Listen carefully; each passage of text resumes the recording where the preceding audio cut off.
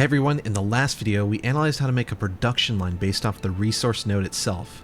In this video we're going to be talking about how to make a production line based off the end product itself. So let's go ahead and take a look at that.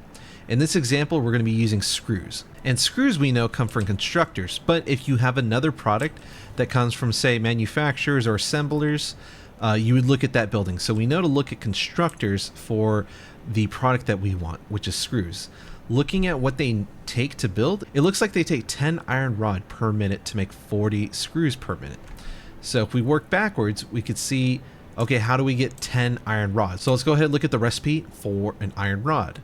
And we could see that it takes 15 iron ingot and it produces 15 iron rods.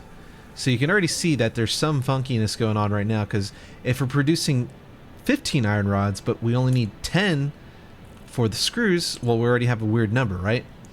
Well, let's go ahead and keep going back. So if we look at the iron ingot, we know that it takes 30 iron ore to make 30 iron ingots. Well, we saw before that it takes only 15 iron ingots to make 15 iron rods. So we can already see here that if we're reducing 30, perhaps we could set up 2 constructors. That would take 15 here and 15 here. If we split it 30, it goes 15, 15. That's beautiful, right? And same thing here. So if we're producing now, instead of 15 iron rods, we're producing 30 because we have 1 and 2.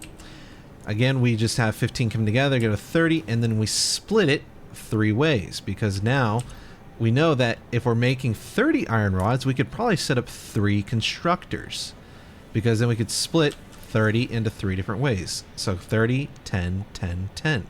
This works out really well. One thing I'd like to touch on is that there's another way to go about this. You can actually downclock the iron rod constructor to only produce 10 iron rods. You would then only need 1 constructor for the rods and 1 for the screws. You get less product, but it takes up less space.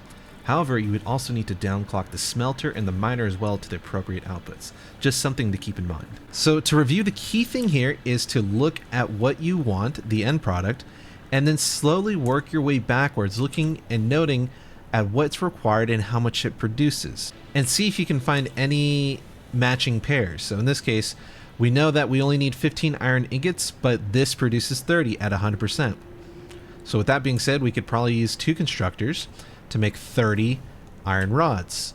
Well, we only need 10 iron rods to produce a screw, so then we can make 3 constructors, and that would take up all 30 right here, all 30 iron rods.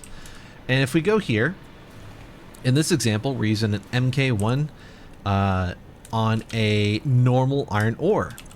Well, here we could see that this is going to produce 60 iron ore per minute.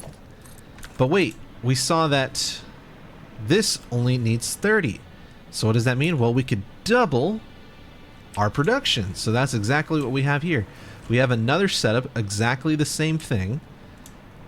And we're storing all the irons, or sorry, we're storing the screws in this nice industrial storage container. Seems like things are working out. Now that we've let this production line run for a bit, let's go ahead and review the efficiencies on each station. So we can see here we're at 100%. That is great. Same thing for here, 100%. And look at that, 100%. Going over here, we have 100%, 100%, and 100%. Looks like there is no waste occurring, and this production line is 100% effective. If you have any questions, please feel free to post them on the comments below, and I will answer them. And if this video helped you, I greatly appreciate a like. And if you want to see more content like this, greatly appreciate a subscribe. It helps out the channel a ton. And as always, I'll see you guys next time, and have a good one.